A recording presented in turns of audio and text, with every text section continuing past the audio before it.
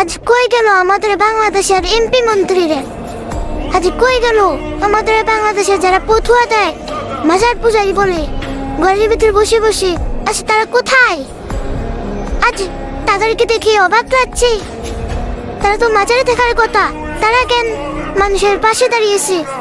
অনেকে তো বলে হুজুরা ওয়াজ করে টাকা, এত টাকা নেয় কেন? এত টাকা দিয়ে তারা কি করে? আজ দেখেন হুজুররা টাকা দিয়ে কি করে। দিন শেষে ভালো মানুষের পাশে দাঁড়ায়।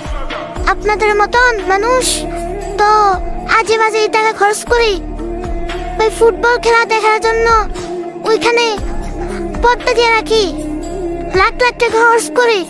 এখন এগুলো দেখে কিছু মানুষ ঘরের ভিতর আজকে ট্রল করবে, ফতোয়া দেবে। মাজার পুজোরে কেন ওদের সাহায্য করে? ওদের তো থাকার কথা মাজারে। আসলে ভাই, মানুষের পিছনে না লাগে আপনিও আসেন, আমরা সবাই মিলেমিশে মানুষের পাশে দাঁড়াই।